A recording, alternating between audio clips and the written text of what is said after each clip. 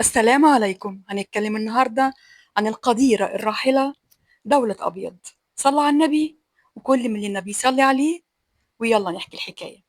اسمها الحقيقي دولة حبيب أصبجي، من مواليد أسيوط سنة 1896، لأم روسية وأب مصري كان بيشتغل مترجم. أسرة دولة كانت أسرة صعيدية من الأسر المتحفظة جدا، مفيش ولا قدر ضئيل من الحرية، مفيش حاجة اسمها فن ولا تمثيل، ولا حتى كان يخطر على بالها في يوم من الأيام إنها تبقى ممثلة. حياة في الصعيد حياة صعبة، وحياة ما فيهاش أي متنفس للبنت بشيء من الحرية. أول تغيير حصل في حياة دولة لما وصلت سن 18 وخراط البنات كان خرطها.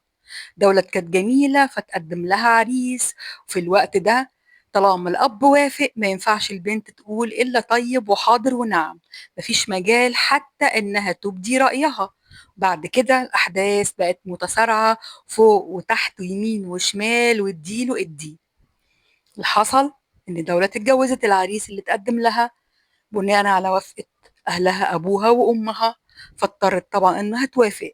الجوازة كانت بسرعة وتمت، ولقت نفسها في بيت الزوجية مع راجل ما تعرفوش ولا عمرها شافته، ولا في بينهم أي تواصل ولا أي كيمياء ولا أي وفق.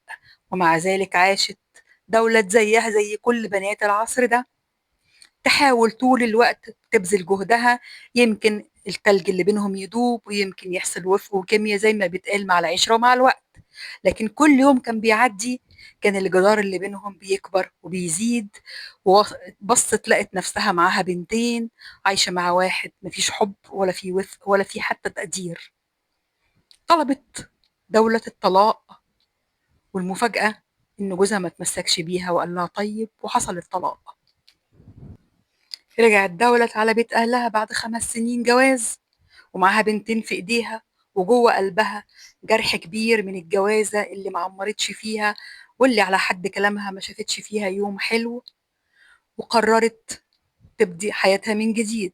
افتكرت دولة إنها في يوم من الأيام اتفسحت مع جوزها وراحت مكان بيسموه تياترو، وكان في مجموعة من المشخصاتية بيعرضوا مسرحية، وكان المجموعة دول ليهم قائد اسمه جورج أبيض.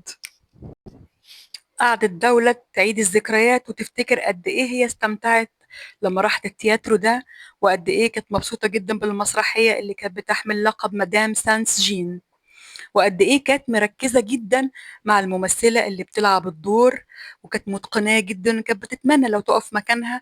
وكانت الممثلة دي هي الممثلة إبريز استني. وخرجت ساعتها دولة من المسرحية، وكانت مصممة تعرف اسم الممثلة قبل ما تخرج. بعد تفكير طويل قررت دولة إنها تخوض التجربة وتبقى ممثلة، يمكن ده يخرجها من الهم والحزن اللي هي عايشة فيه مع أهلها وبناتها. بس كانت المشكلة والعقبة الكبيرة إزاي هتفتح أهلها في موضوع زي ده، إزاي هتقول لهم إن هي عايزة تمثل وتبقى مشخصاتية، وكمان أهلها ناس شداد وصعايدة. قررت تفتحهم وتواجه، وكانت المفاجأة اللي أكبر من تصورها إن هم قالوا لها لا أنت بنتنا ولا عايزين نعرفك بعد النهاردة. لما لقت دولة إن أهلها اتخلوا عنها في أول احتياج ليها ليهم، قررت تسيب الجمل بما حمل وتاخد بناتها وتطلع على اسكندرية، وهناك كانت المفاجأة مستنياها. سمعت دولة عن فرقة عزيز عيد المشهورة اللي كانت في اسكندرية، قررت تروح وتقدم فيها. رحب عزيز عيد بدولة وقال إن الفرقة محتاجة لواحدة في جمال وشباب دولة، وفعلا انضمت للفرقة وبدأت بروفات.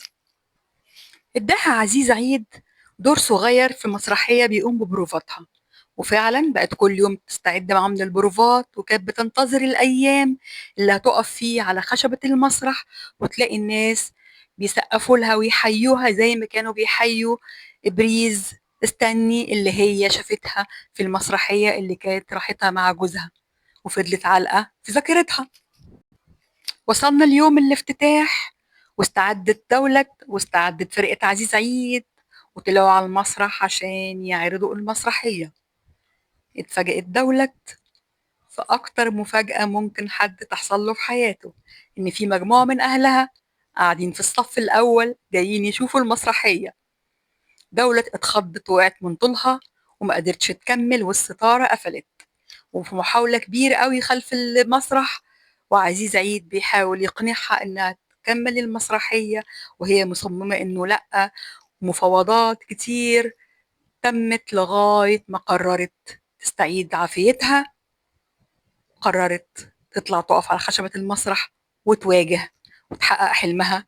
وفعلا عرضت المسرحية وعملت اسم ليها من أول يوم، والناس حيتها وصفقت لها وكانت في قمة السعادة. خلصت فرقة عزيز عيد رحلتها في اسكندرية وقرروا يرجعوا على القاهرة، ورجعت دولت معاهم بعد ما حققت اسم. وصل لنجيب الريحاني اللي قرر يضمها لفرقته واشتغلت معاه 4 أيام. وتخيلوا إن دولت مش عاجبها فرقة نجيب لأنها بتقول إنها بتقدم عروض خفيفة وهي عايزة تعمل حاجة تقيلة ليها اسم. وصل اسمها لجورج أبيض اللي قرر يتعرف عليها ويقدمها في فرقته، وبدأت شغل مع جورج أبيض. بس حصل حاجة مختلفة عن إعجاب عزيز عيد ونجيب الريحاني بدولت. جورج أبيض أعجب بدولت مش بس كممثلة، لأ كمان أعجب بيها كست.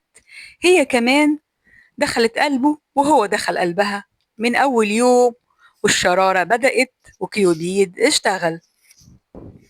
طلب جورج من دولت تتفرج على المسرحيات بتاعته اللي بيقدمها وتختار الدور اللي يعجبها وهو هيخليها تقوم بيه وتقدمه معاه.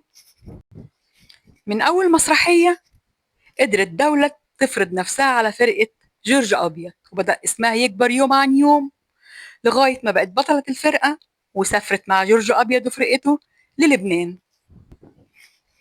سافرت دولة لبنان عشان تعمل هناك مسرحيات مع جورج أبيض، والمفاجأة إنها رجعت من لبنان وحاملة لقب مدام أبيض وتحولت دولة لدولة أبيض. عرفتوا جه الاسم منين؟ هي دي كانت حكايتنا النهاردة عن القديرة دولة أبيض ورحلة من أقصى الصعيد إلى القاهرة. وأنا أختكم همسة ودي قناتي، من فضلكم ادعموني عشان القناة تكبر. شكرا ليكم.